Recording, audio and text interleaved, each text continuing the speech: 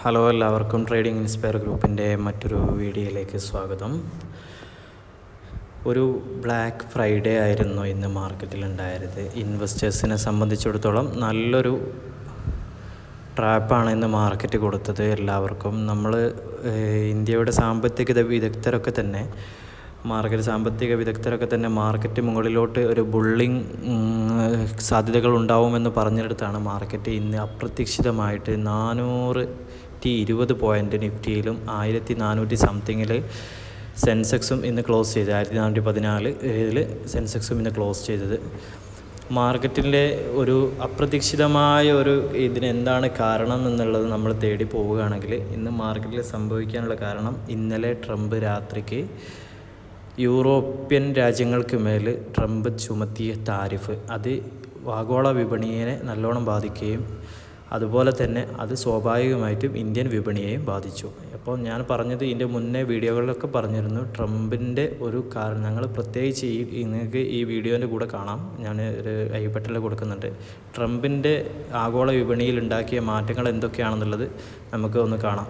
അപ്പോൾ ട്രംപിൻ്റെ കളികളാണ് ആഗോള വിപണിയിൽ അനിശ്ചിതത്വം തുടരുന്നുണ്ട്. അതിപ്പോൾ ഇന്ത്യൻ മാർക്കറ്റിലും അത് ബാധിക്കും. നമ്മളൊക്കെ ഇന്ത്യൻ വിപണിയിൽ കാര്യമായിട്ട് ഒരു ഇതുമില്ല. ഇന്ത്യൻ സർക്കാരിൻ്റെ ഗവൺമെൻറ്റിൻ്റെ ഭാഗത്തുനിന്നോ അല്ലെങ്കിൽ ഇന്ത്യയുടെ ഇൻറ്റേർണലായിട്ടുള്ള ഇൻസ്റ്റിറ്റ്യൂഷൻസിൻ്റെ കാര്യങ്ങൾക്കൊന്നും അവർക്ക് പേടിക്കേണ്ട ഒരു ടാക്സിൻ്റെതോ അങ്ങനെ ഒരു കാര്യങ്ങളോ ഇന്ത്യൻ്റെ ഗവൺമെൻറ്റിൻ്റെ ഭാഗത്തുനിന്ന് വിപണിയെ ബാധിക്കുന്ന ഒന്നുമില്ല. പിന്നെ ഉള്ളത് അമേരിക്കയുടെ ഭാഗത്തു നിന്നാണ്. അപ്പോൾ എന്താണ് സംഭവിക്കുന്നത് ചോദിച്ചിട്ടുണ്ടെങ്കിൽ, അമേരിക്ക ഈ യൂറോപ്യൻ യൂണിയന് മേൽ ചുമത്തുന്ന താരിഫ്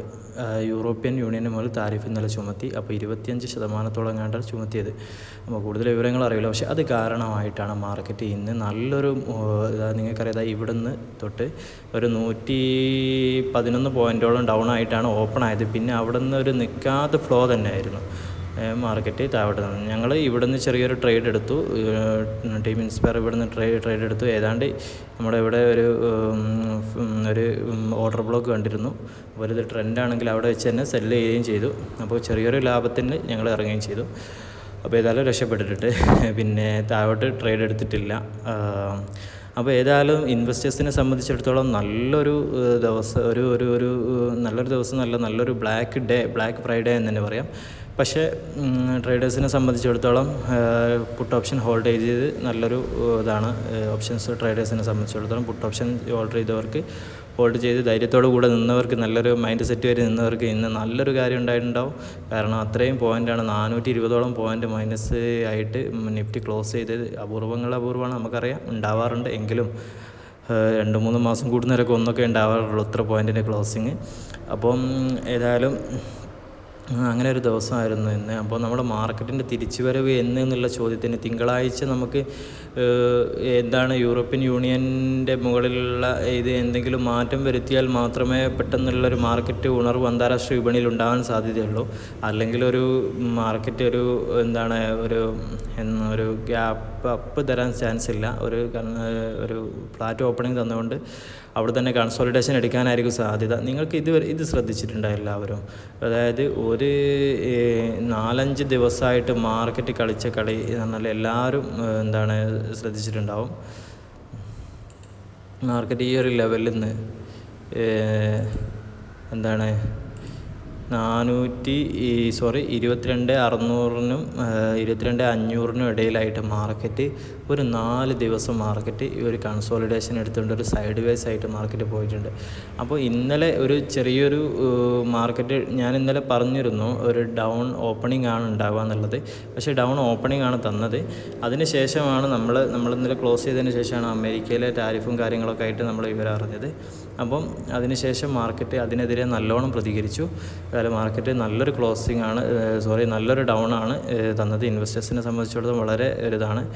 പക്ഷേ നമ്മുടെ മാർക്കറ്റ് എവിടെ വരെ പോകുമെന്ന് പറഞ്ഞിട്ടുണ്ടെങ്കിൽ, ഇങ്ങനത്തെ ഒരു സാഹചര്യം തുടരുകയാണെങ്കിൽ, ഇന്ത്യയിൽ നിന്ന് ഫോറിൻ ഇൻവെസ്റ്റേഴ്സൊക്കെ ഇങ്ങനെ പോവുകയാണെങ്കിൽ മാർക്കറ്റ് 21,000 വരെ പോകാൻ ചാൻസ് ഉണ്ട്. 21,000 നിന്ന് മാർക്കറ്റ് തിരിച്ചൊരു റിവേഴ്സൽ ഉണ്ടാവാൻ ചാൻസ് ഉള്ളൂ എന്നാണ് വിദഗ്ധരൊക്കെ പറയുന്നത്. പക്ഷേ നമുക്ക് അതിൻ്റെ ഇടയിൽ ട്രേഡേഴ്സിനെ സംബന്ധിച്ചിടത്തോളം അതിനിടയിൽ മാർക്കറ്റ് അപ്പുകളും ഡൗണുകളൊക്കെ ഉണ്ടാവും. നമുക്ക് അതിനിടയിൽ വെച്ച് ട്രേഡ് എടുക്കുക എന്നുള്ളതാണ്. ഇൻവെസ്റ്റേഴ്സിനെ സംബന്ധിച്ചിടത്തോളം ഒരു വലിയ ട്രാപ്പ് തന്നെയാണ്. എങ്ങനെ ഉള്ളത് പിൻവലിക്കണോ, അതിന് പുതിയത് ഇൻവെസ്റ്റ് ചെയ്യണോ എന്നുള്ള, പുതിയ ഷെയറുകൾ ഇൻവെസ്റ്റ് ചെയ്യണോ എന്നുള്ളൊരു ട്രാപ്പ് തന്നെയാണ്. ഏതായാലും മാർക്കറ്റ് 21,000 വരെ വെയിറ്റ് ചെയ്യുന്നതായിരിക്കും കുറച്ചുകൂടി നല്ലത്. പക്ഷേ നമുക്ക് നാളത്തെ കാര്യങ്ങൾ നോക്കാം, നിഫ്റ്റിയിൽ എങ്ങനെയാണ് ട്രേഡ് എടുക്കുന്നത് എന്നുള്ളത്.